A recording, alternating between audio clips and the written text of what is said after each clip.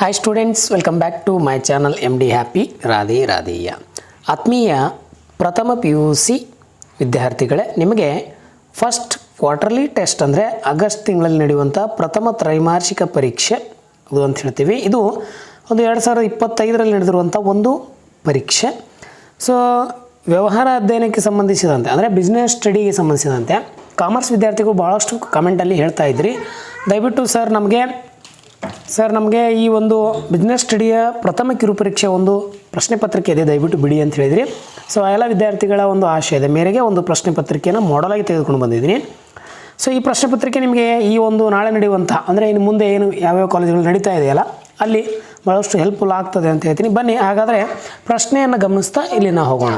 So ಇಲ್ಲಿ ನೀವು first ಈ ಒಂದು ಪ್ರಶ್ನೆಗಳನ್ನು ಗಮನಿಸ್ತಾ ಹೋಗಿ. ವ್ಯವಹಾರ ಅಧ್ಯಯನ, ಇಲ್ಲಿ ನಿಮಗೆ ಇಂಟ್ರೊಡಕ್ಷನ್ ಟು ಕ್ಯಾಂಡಿಡೇಟ್ಸ್ ಅಂತ ಕೊಟ್ಟಿದ್ದಾರೆ. ಇಲ್ಲಿ ಇನ್ನೊಂದು ಏನು ಹೇಳೋಕ್ಕೆ ಇಷ್ಟಪಡ್ತೀನಿ ಅಂತಂದರೆ, ಈ ಒಂದು ಪ್ರಶ್ನೆ ಪತ್ರಿಕೆ ನಿಮಗೆ ಕನ್ನಡ ಮಾಧ್ಯಮದ ವಿದ್ಯಾರ್ಥಿಗಳಿಗೂ ಇದೆ ಮತ್ತು ಈ ಒಂದು ಇಂಗ್ಲೀಷ್ ಮಾಧ್ಯಮದ ವಿದ್ಯಾರ್ಥಿಗಳು ಸಹ ಇದೆ. ಹಾಗಾಗಿ ವಿದ್ಯಾರ್ಥಿಗಳಿಗೆ ಅನುಕೂಲ ಆಗ್ತದೆ ಅಂಥೇಳಿ ತೆಗೆದುಕೊಂಡು ಬಂದಿದ್ದೀನಿ. ಸೊ ಇಲ್ಲಿ ಮೊದಲು ನಾವು ಭಾಗ ಎ ಪ್ರಶ್ನೆ ಪತ್ರಿಕೆಯಲ್ಲಿ ಭಾಗ ಎಯನ್ನು ಗಮನಿಸ್ತೋಗೋಣ. 3 ಅಂಕಗಳು ಇಲ್ಲಿ ನಿಮಗೆ ಕೊಟ್ಟಿದ್ದಾರೆ. ಸೊ ಏನಿದೆ ಪ್ರಶ್ನೆ ಅಂತೇಳಿ ನೋಡ್ರಿ. ಚೂಸ್ ದ ಕರೆಕ್ಟ್ ಆನ್ಸರ್ ಅಂತ ಇದೆ. ಸರಿಯಾದ ಉತ್ತರವನ್ನು ಆರಿಸಿ ಬರೆಯಿರಿ. ಪ್ರಶ್ನೆಗಳನ್ನು ಗಮನವಿಟ್ಟು ನೋಡ್ತಾ ಹೋಗಿ. The industrial which provide support service to other industries known as ಅಂತ ಕೊಟ್ಟಿದ್ದಾರೆ.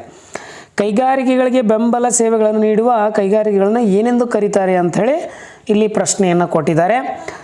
Primary industries, secondary industries, commercial industries, territory industries ಅಂತ ಬರ್ತವೆ. ಹಾಗಾಗಿ ಪ್ರಾಥಮಿಕ ಕೈಗಾರಿಕೆನ, ದ್ವಿತೀಯ ಕೈಗಾರಿಕೆನ, ವಾಣಿಜ್ಯ ಕೈಗಾರಿಕೆಗಳ ಅಥವಾ ತೃತೀಯ ಕೈಗಾರಿಕೆಗಳ ಅಂಥೇಳಿ ನೋಡ್ತಾ ಹೋದಾಗ ಆಯ್ಕೆ ಡಿ ಇದೆ ನೋಡಿ, ಇದು ಸರಿಯಾದ ಉತ್ತರ ಅಂತ ಹೇಳ್ತೀನಿ. ಏನಿಲ್ಲ, ಟೆರಿಟರಿ ಇಂಡೀಸ್ ಅಂತ ಹೇಳಿ ತೃತೀಯ ಒಂದು ಕೈಗಾರಿಕೆಗಳು ಅಂತ ಕರಿತೀವಿ. ಇನ್ನು ನೆಕ್ಸ್ಟ್ 2ನೇ ಪ್ರಶ್ನೆ, the head of the joint Hindu family business is called ಅಂತ ಇದೆ. ಹಿಂದೂ ಅವಿಭಕ್ತ ಕುಟುಂಬದ ವ್ಯವಹಾರ ಸಂಸ್ಥೆಯ ಮುಖ್ಯಸ್ಥನನ್ನು ಹೀಗೆಂದು ಕರೀತಾರೆ ಅಂತ ಹೇಳ್ತಾರೆ. ಈಗ ಇಲ್ಲಿ ಪ್ರಾಫಿಟರ್ ಅಂತ ಇದೆ, ಡೈರೆಕ್ಟರ್ ಅಂತ ಇದೆ, ಕರ್ತ ಅಂತ ಇದೆ, ಮ್ಯಾನೇಜರ್ ಅಂತ ಇದೆ.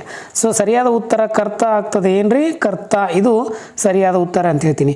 Minimum number of the member to from a public company is ಅಂತ ಹೇಳ್ತಾರೆ. ಅಂದರೆ ಸಾರ್ವಜನಿಕ ಕಂಪನಿ ಸ್ಥಾಪಿಸಲು ಅವಶ್ಯಕವಾದ ಕನಿಷ್ಠ ಸಂಖ್ಯೆಗಳ ಸದಸ್ಯರು ಅಂಥೇಳಿ ಇಲ್ಲಿ ಪ್ರಶ್ನೆಯನ್ನು ಕೇಳಿದರೆ ಸರಿಯಾದ ಉತ್ತರ ಆಯ್ಕೆ ಬಿ 7 ಅಂತ ಹೇಳ್ತೀವಿ.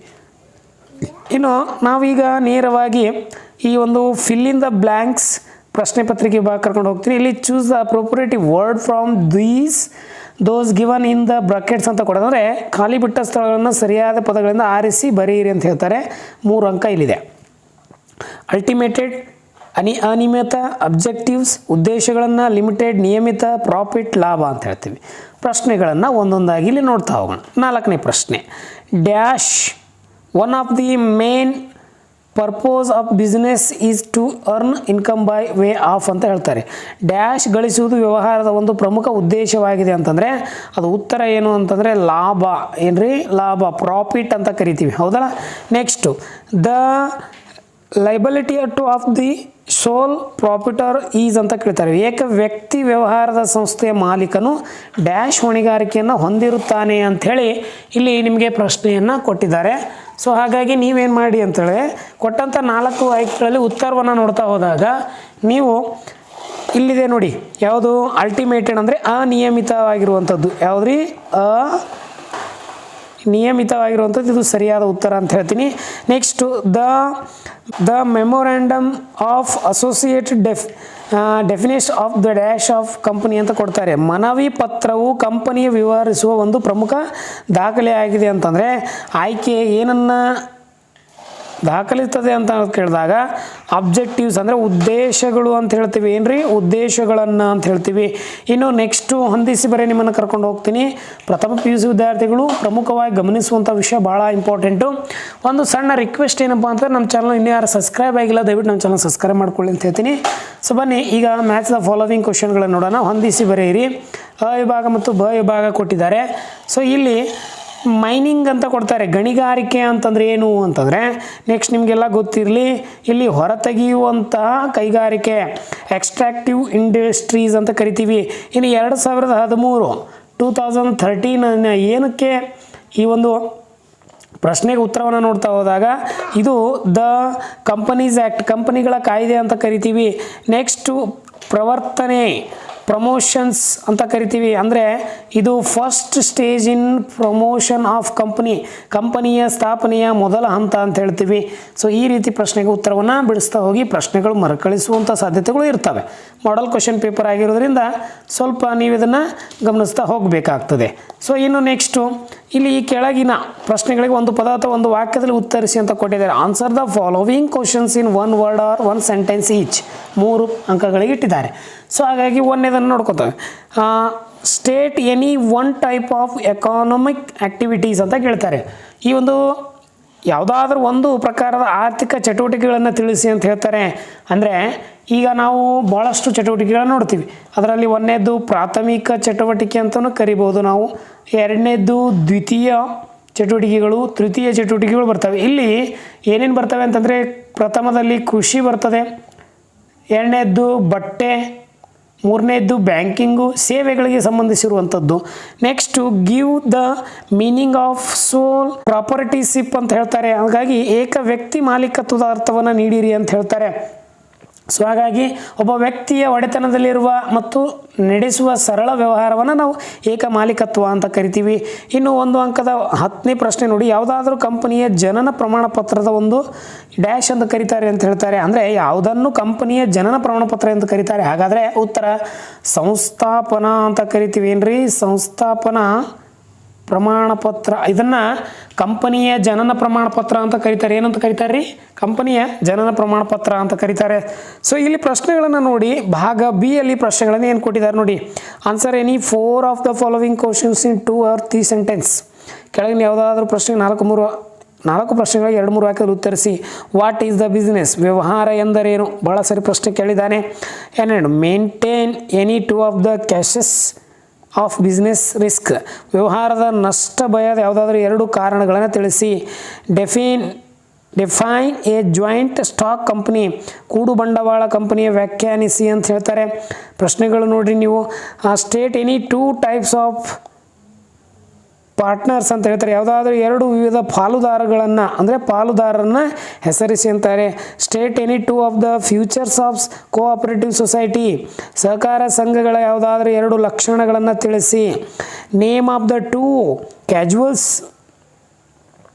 Of memorandum of association. ಕಂಪನಿಯ ಪತ್ರ ಯಾವುದಾದ್ರೂ 2 ಕಲಮುಗಳನ್ನು ತಿಳಿಸಿ ಅಂಥೇಳಿ ಒಟ್ಟು 4 ಪ್ರಶ್ನೆಗಳನ್ನು ಉತ್ತರ ಕೊಡಿ.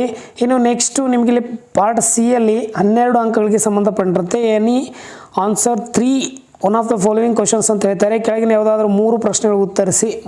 ಇಲ್ಲಿ 4 ಮೂರಲೆ ಅಂತಲೂ ಬರ್ಬೋದು, 3 4ಲೆ ಅಂತಲೂ ಬರ್ಬೋದು. ನೆಕ್ಸ್ಟ್ ಯಾವುದಾದ್ರೂ 4 ವ್ಯಾಪಾರ ಪೂರಕಗಳ ಸಂಕ್ಷಿಪ್ತವಾಗಿ ವಿವರಿಸಿ. ಎಕ್ಸ್ಪ್ಲೇನ್ ಬ್ರೆಫೈ ಎನಿ 4 ಅಂತ ಹೇಳ್ಕೊಡ್ತಾರೆ. ಇಲ್ಲಿ ಟ್ರೇಡ್ ಬಗ್ಗೆ. Anil and Sunil started food processing business in Mandya ಡಿಸ್ಟಿಕ್ನಲ್ಲಿ ಅಂತ ಹೇಳ್ತಾರೆ. Identify the form of business organisation referred here. Explain its any 3 features ಅಂತ ಹೇಳ್ತಾರೆ. ಅನಿಲ್ ಮತ್ತು ಸುನಿಲ್ ಆಹಾರ ಸಂಸ್ಕರಣಾ ವ್ಯಾಪಾರವನ್ನು ಮಂಡ್ಯ ಜಿಲ್ಲೆಯಲ್ಲಿ ಆರಂಭಿಸಿದ್ರು. ಇಲ್ಲಿ ಯಾವ ಪ್ರಕಾರದ ವ್ಯವಹಾರ ಸಂಸ್ಥೆಯನ್ನು ಸೂಚಿಸಲಾಗಿದೆ? ಅದರ ಯಾವುದಾದ್ರೂ 3 ಲಕ್ಷಣಗಳನ್ನು ತಿಳಿಸಿ ಅಂತ ಕೊಡ್ತಾರೆ. So next explain any 4 types of cooperative society. ಸಹಕಾರ ಸಂಘದ ಯಾವುದಾದ್ರೂ 4 ಪ್ರಕಾರಗಳನ್ನು ತಿಳಿಸಿ. State any 4 differences between memorandum of associate and articles of association. ಕಂಪನಿಯ ಮನವಿ ಪತ್ರ ಮತ್ತು ಕಟ್ಟಳೆ ಪತ್ರಗಳಿಗೆ ಯಾವುದಾದ್ರೂ 4 ವ್ಯತ್ಯಾಸಗಳನ್ನು ತಿಳಿಸಿ ಅಂತ ಹೇಳ್ತಾರೆ. Briefly explain any 4 functions of promotion in the promotion stage of ಕಂಪನಿಯ ಪ್ರವರ್ತನೆಯ ಹಂತದಲ್ಲಿ ಪ್ರವರ್ತಕರು ಕೈಗೊಳ್ಳುವ ಯಾವುದಾದ್ರೂ 4 ಕಾರ್ಯಗಳನ್ನು ಸಂಕ್ಷಿಪ್ತವಾಗಿ ವಿವರಿಸಿ ಅಂತ ಹೇಳ್ತಾರೆ. ಇನ್ನು ಕೊನೆಯ ಭಾಗ ಡಿಗೆ ಬರ್ತೀನಿ. ಪ್ರಶ್ನೆಗಳು ಇದನ್ನು ಗಮನಿಸ್ತಾ ಹೋಗಿ.